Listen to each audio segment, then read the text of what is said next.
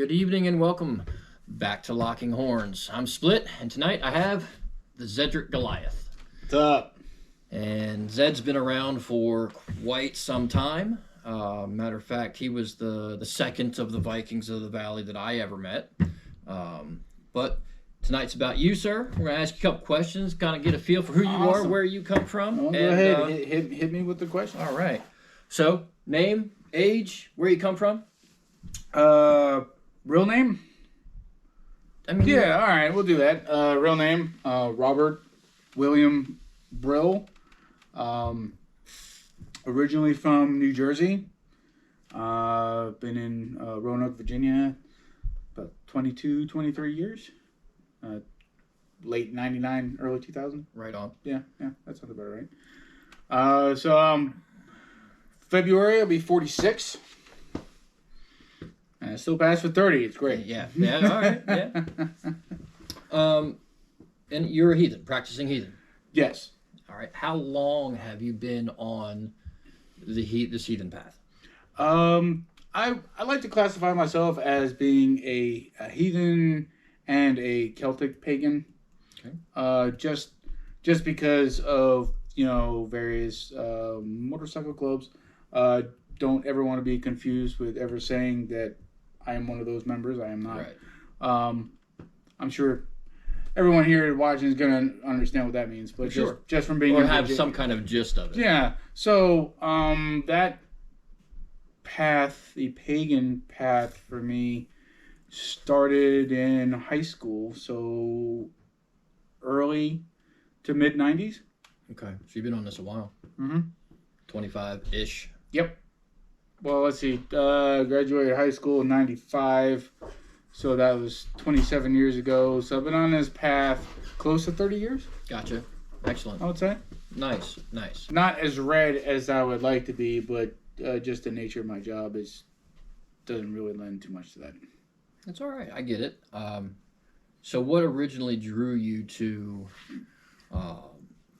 this belief, this heathen lifestyle, this religion? I had a friend of mine. She became like a surrogate sister when I was in high school. She was a practicing Wiccan. Okay. And just some of the things that she was saying was kind of making sense to me. And then I went, of course, you got books from, what the hell was the name of it? Anyway, she introduced me to a couple books and I read, and it seemed like it made more sense and like a homecoming to, it's ancient peoples believed in this stuff, and there's reasons for that, and they had much better connection to our world, the afterworld, and nature, and it just felt right.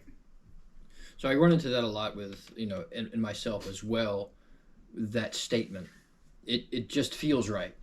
There's some kind of subliminal connection that draws me to this path. And it's comfortable. It feels right. And I feel like that I naturally understand it.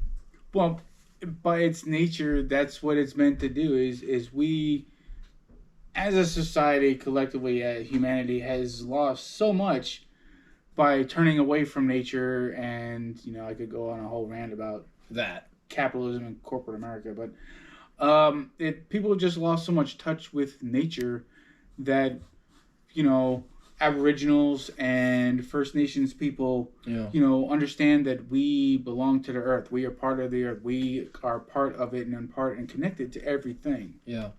And, this path and this religion, helps you discover that for yourself. Totally understand that. I myself, when before becoming heathen or discovering the heathen path, I was Wiccan.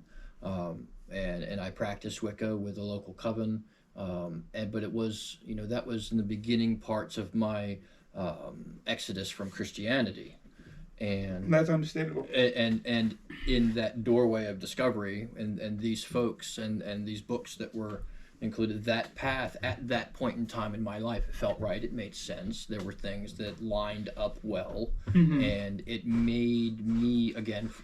There was a certain comfort level that it wasn't something that I'm intrigued by it because you're not making me do it. I'm choosing to do it. Mm-hmm. So, yeah, definitely get that aspect of that door being opened and, you know, Yeah, it's a good gateway to definitely segue away from and transition from Christianity. I wasn't brought up in any particular faith. My mother was Presbyterian Christian. Mm-hmm. My father is agnostic. I actually recently found that out. It was never anything that they preached to us. I mean, we celebrated Christmas, Yeah. but it wasn't anything to do with Jesus. It was all about Santa Claus and giving gifts and goodwill towards men. That whole aspect, which is all Germanic traditions anyway. Coupled with family getting together and feasting and celebrating. Yeah, and that stands to reason that some holdovers from that's actually my family came from Germany originally to this country. You have ancestral ties, so that Yeah. Excellent, fantastic. So I'm not sure of mine. I'm always kind of, I was actually having this conversation today with Torbjorn, where I'm a little scared to do like Ancestry.com or stuff like that because there's always that chance that what you've been told is your family lineage is not accurate at all. No, I've actually experienced that with talking more with my father. I moved him here from New Jersey right before the pandemic got. Pretty much Jersey was on fire. And I got him out around my birthday that year, and like 2 weeks later, like you couldn't leave Jersey. Lockdown. Yeah. And good move. He never got it. Good move. Even when he was here, he didn't. I went grocery shopping for him for a year. Yeah. He didn't leave his house really. Right. But with talking with him, he was always under the assumption that we were part Dutch and part English, and we're not. You're not. Not. So did you do your ancestry? No, just my uncle, pretty much my cousin, but she was always my aunt. Her husband was a really nice guy. He was Norwegian. His family came here from Norway. Yeah. He had done research for my father, and I have this 3-ring, 3-inch loose leaf binder full of information on my family, starting from when they settled here in about 1700. So your family's been here 300 plus. Yes, my ancestors survived the American Revolution along with 4 of his cousins, all under the family name Brill, actually. That's awesome. From Poughkeepsie, New York. I think my family, my ancestors came here in the latter 1800s. Yeah, see, and that's just the Brills. That's just the Germans. Yeah. I get German and Russian from my mother's side and Scottish, but my mother is only 2nd generation born here, Scottish heritage. Gotcha. So tell me a little about the Celtic pagan and, if you would, the Norse combination that you describe yourself as, Celtic pagan and okay. I've kind of chosen that path. I kind of I wouldn't say divided path, but a mutual path. Just because of my Celtic heritage and the Norse and Germanic heritage that I have. I have some Swedish in me, a lot of German, Scottish, and Irish. Yeah. So it started out with Wiccan that then went into just being like just a straight, what I would call Celtic pagan. Yeah. Honoring the earth spirits and nature and Celtic gods and goddesses. I honored Bridget when I had my Torque tattooed. Yeah. Which I asked for approval from Celtic John about that. He went with me when I got it done because he had also honored Bridget with his when he got his. And then also, when I honored Odin with my chess piece. Yeah. And his ravens and Frigg. His wife. Absolutely. Just because that's just the other side, then of course, I got my head tattooed. That's just for aesthetics. That is, well, I always wanted a mohawk, and I decided that since they weren't giving me a promotion at work, I was just going to do it anyway, and then I got my head tattooed, and I don't know, I get some strange looks at work. You have the Vegvasir and the Helm of All? Nice. Yes. I don't ever like to call it the Nordic compass because that's not what it is. Well, it's also a very relatively modern sigil also. Well, the thing is, I've seen Jackson Crawford has talked about that. Like, I watched a couple of his videos on bow sigils before I even had them tattooed. Oh, of course. Just you have to do your research. I didn't want it to be just some like lame ass American, pseudo Nordic bullshit. I wanted because I enjoy looking at the images, and I wanted to make sure that they were going to fit with what I believe before I put them on my head to announce to everyone that that's what I am. Yeah. Because unfortunately, from being from the North and the South, and also not being a non-Christian, I get that too. There are certain things that you don't think that you would have to deal with that you do have to deal with as far as prejudices against non-Christians. So I want to. It exists in the South, and at my current job, I feel comfortable enough that it wasn't going to do anything, and I got tired of hiding. You had a little bit of tenure. Yeah, I'm just a little tired of hiding, and that's the entire point of the Norse is you don't hide from it. Yeah, But when it comes to your livelihood and being able to put a roof over your head, sometimes there's certain things you have to do because you have to be able to survive. Strategically make your choices. Yeah, for sure. Definitely get that. And tattoos is the first tattoo that I'm going to have that's going to be visible to the world is whenever I get it completed, my sleeve. But all my other tattoos are secluded. The only other one you see is this one, and that's just simply because it comes below the sleeve cuff. But that's it. But I definitely get, that sense of worry that you might not be able to live the life that you choose to live because of who is paying for you. Absolutely. Yeah, it was a concern for my job. Yeah. Especially since I'm comfortable, and I've got a mortgage and but you still got to make it happen month to month to month. Yeah. So I was a little concerned with that, but that's not a problem at my job. I mean, there are trans people at my job. The regional manager, who's over both plant managers at my location and I think somewhere else. He's seen him and he's I'm all about that North stuff. So I was all right, it's great, cool. Fantastic. Yeah. Awesome. We had this connection. That's great. Plus there's also there's other Norse heathens at my job that have really good. that have reached out and they're like, yo, what's up? Yeah, pretty much. So I've made. Yeah, it's always you have to be recognized, at least to start, if you're wearing a Mjolnir or some reflective symbol of the Norse mythology. Are you one of mine, or are you just wearing that because you like fashion? Yes, or are you wearing that because you saw the TV show and you? Yeah. I need to know why you're wearing it. I do. Even though it might not be exactly polite, but more blunt and honest, is I will straight ask people what they're into, and if that's just a fashion thing, or if they like watching Vikings on TV. Right. Are you religious or yeah? Yeah. What's the deal?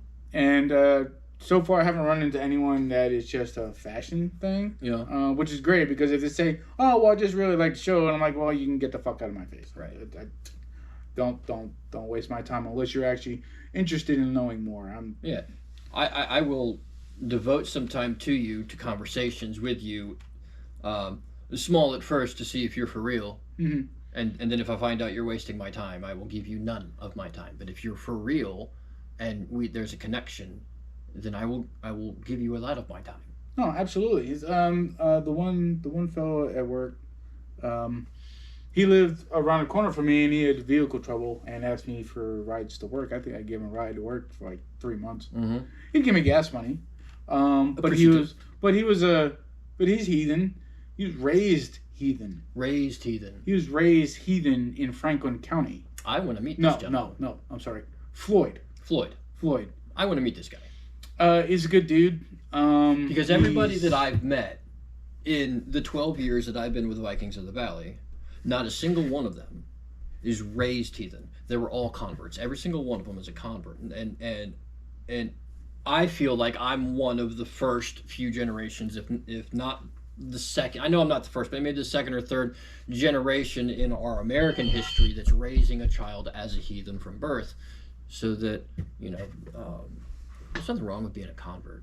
You have to educate yourself and find your own way. Well, that's the thing is with either being a pagan or a heathen, you come to it on your own. Yeah, it calls to you, and then you ignore that call or you answer it. Right.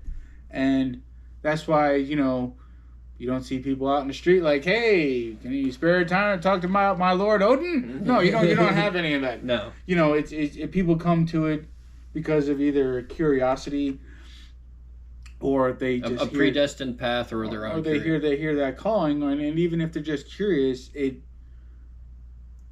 they're just curious about it, this means there's a knock at the door. Yeah. And they're not really sure if they want to open it all the way or not. Hey, there's a book of Norse lore on the coffee table, and there's 3 other books. Do you make the choice to pick up that book and start that thought process? Yeah. There's 2 things that really start one's conversion to pagan or heathen, and that's simply, 1, they choose to educate themselves on something different, or they're trying to escape what they're currently in. Mm-hmm. But the bottom line is, it always falls upon the individual to simply make the choice to educate themselves further. Yeah. So. And if you come to it and then you decide to leave, I've seen it happen. I have someone who I would call a brother, left it to go to Christianity, but that's because his wife was that way. But he still remembers, he still honors, sometimes the old ways, but he went that route. But that's his path and that's his choice, and I don't fault him for it. I don't love him any less for it. You can't say that going the other way. No, not really. I've known a lot of people that just worked with a lot of people, especially in the South, that are very closed-minded to it and extremely tired of the entire question, do you believe in Satan? No. I think you stole Satan from us. Satan's a bitch. I'm sorry. They don't like when you say that. There's probably going to be a later video on the commonalities of Norse lore and Christianity and how things are written. Simply how things are written. Did you know that there was an ark in Norse mythology? I did not know that until a couple of days ago, and I kind of put my hand on my head. I'm like, I must know more. So here's the thing is, hopefully maybe people that are watching this are curious about it and want to know more. Sure. Not trying to offend anyone in their sensibilities about Christianity. I have a disdain just from my own personal experiences.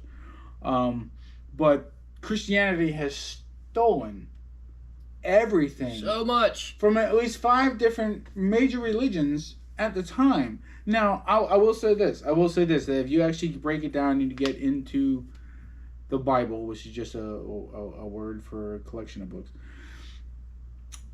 some of the teachings have some morality, but they're just good for your fellow man. There are some good lessons to be gleaned from it. I'm not going to say that it's complete trash, but it is written by people that weren't there at the time and from different points of view.